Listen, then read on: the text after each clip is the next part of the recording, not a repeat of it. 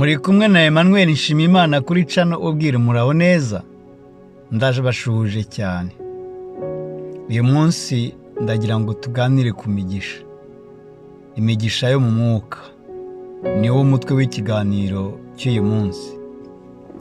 Dusangire umurongo wo muri Bibiliya uvuga ngo Imana y'Umwami wacu Yesu Kristo ariyo nase ishimwe, kuko yaduhereye muri Kristo imigisha yose y'umwuka yo mu ijuru.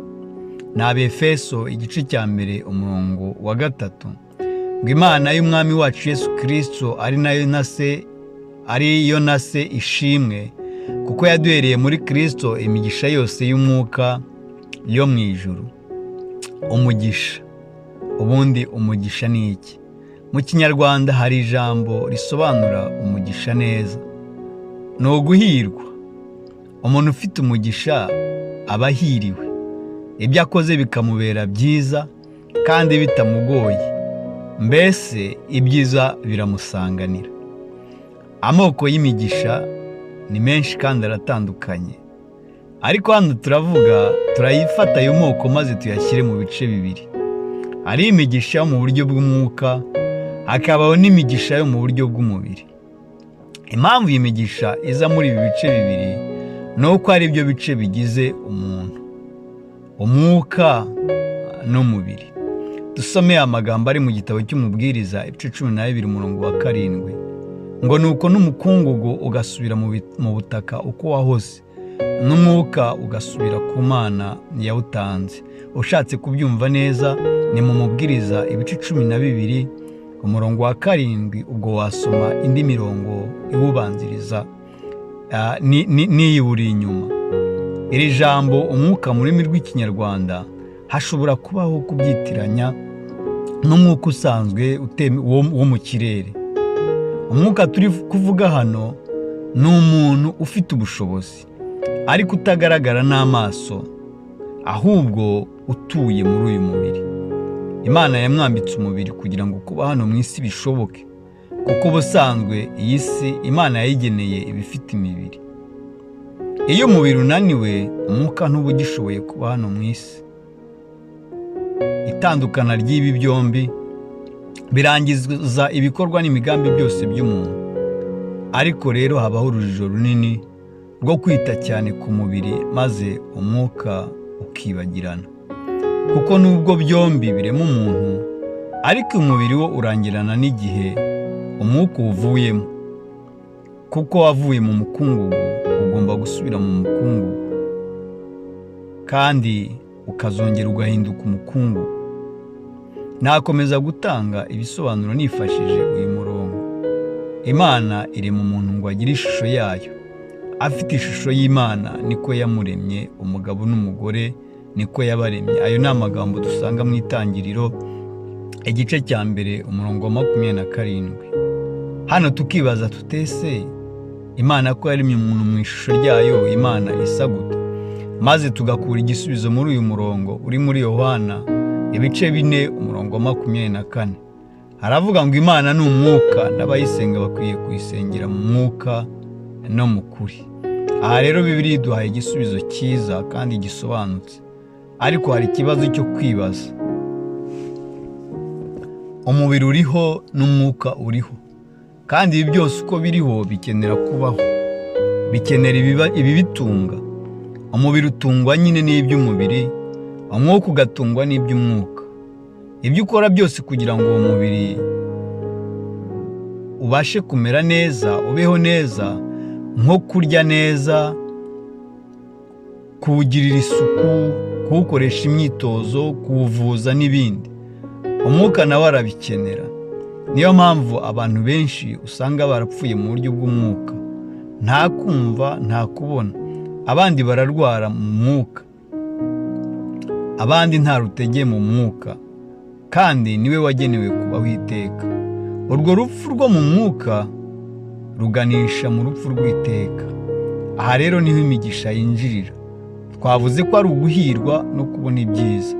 Igihe umubiri uri kubona ibyiza ukeneye nta mvune nyinshi, uwo ni umugisha, ariko uzarangirana n'itandukana ry'umubiri n'umwuka. Igihe umwuka uri kubona ibyiza ukeneye, uwo nawo ni umugisha. Umubiri ukenera iby'umubiri, umwuka nawo ugakenera iby'umwuka. Umubiri ushira vuba, umwuka ugahoraho iteka. Niyo mpamvu hazabaho kubaho iteka mu byishimo mu bapfiriye muri Yesu Kristo, ariko hakabaho no gupfa by'iteka. Ibyo bisobanuye umubabaro mwinshi uhoraho iteka ku banze kwizera. Mu gitabo cy'ibyahishuriwe Yohana aravuga ati, numva ijwi rivugira mu ijuru rimbwira riti, andika, utuhereye none hahirwa abapfa bapfira mu mwami. Umwuka nawe aravuga ati, ye, ngo baruhuke imihati yabo, kuko imirimo yabo ijyanye nabo ibakurikiye. Ni amagambo ari mu byahishuwe ibice 14 umurongo wa 13. Uyu ni umugisha wa nyuma w'umwuka urangiza iyindi yose hano mu isi. Mbese iyi nayita nka viza ikwemerera kugera mu migisha y'iteka ryose, mu migisha y'igihe cy'iteka ryose. Imigisha y'umubiri ijyanye n'ibiri hano mu isi, kubera ko ari iy'umubiri irangirana n'umubiri, ariko imigisha y'umwuka izagumana nawe na nyuma y'ubu buzima. Mu by'ukuri iyo migisha yose irakenewe, ariko iy'umwuka niyo Imana iduhamagarira kwitaho cyane, kuko tuzagumana nayo iteka ryose. Satani y'umubiri yawugize intwaro yo kuturwanya no kutwibagiza iby'umwuka. Yewe no mu nsengero usanga imigisha isengerwa ku bwinshi ari imigisha y'umubiri: amafaranga, amazu, amamodoka, abagore n'abagabo, kujya i Burayi n'ibindi. Ibyo byose si bibi kubigira, ni byiza, ariko tumenye ngo ni iki kiruta ikindi, ni ikihe cyagombye kuza imbere. Ariko Bibiliya yo ikatubwira ngo kandi umuntu byamumarira iki gutunga ibintu byose byo mu isi niyaka ubugingo bwe? Cyangwa umuntu yatanga iki gucungura ubugingo bwe? Uyu munsi nagira ngo, ni amagambo ari muri Yohana 16:26. Uyu munsi nagira ngo ureke jye nawe tumenye ubu bwenge bwahishwe abita abanyabwenge. Kandi ndavugana nawe wahoze wita ku by'umwuka ukaza gusubira inyuma ukabireka. Dore igihe gisigaye ni gitoya. Hano turasoma amagambo ari mu byahishuwe ibice 3 umurongo wa 1. Haravuga ngo, wandikire marayika w'itorero ry'i Sarudi, ufite imyuka 7 y'Imana n'inyenyeri 7, aravuga aya magambo ati, nzi imirimo yawe ko ufite izina ry'ukuriho, nyamara ukaba uri intumbi.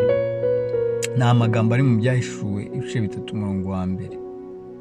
Ntushimishwe no kwigaragaza nk'aho ukiri muzima mu mwuka kandi warapfuye, ahubwo tekereza cyane ku bugingo bwawe uyu munsi, maze wongere wikubite ku birenge by'Umukiza, utangire ukora ibyiza birenze ibyo wakoraga mbere. Kandi nawe utari ubizi usange Yesu aguhindurire ubuzima. Ndagushimiye cyane wowe twabanye. Imana ikomeze iguhe umugisha. Uyu mwanya ugira igihe cyawe cyo gutekereza, maze ufate umwanzuro mwiza wo kwifuza cyane cyane imigisha mu buryo bw'umwuka, imigisha itanga ubugingo buhoraho. Urakoze cyane, ndagushimiye. Imana iguha umugisha. Dusenga Imana. Imana nziza, Mana y'urukundo, turagushimye cyane yuko waduhereye imigisha yose muri Kristo Yesu. Icyubahiro kibi cyawe. Ndagira ngo uduhe imbaraga kugira ngo twe kuganzwa n'uyu mubiri, ahubwo duhore twifuza imigisha ituganisha kuri wowe. Ndasabye kugira ngo ufashe buri mutima wose wakurikira ijambo, ufashe buri muntu wese wumvise aya magambo, kugira ngo Data ahindure ubugingo. Ni mu izina rya Yesu dusabye, urakoze. Amen.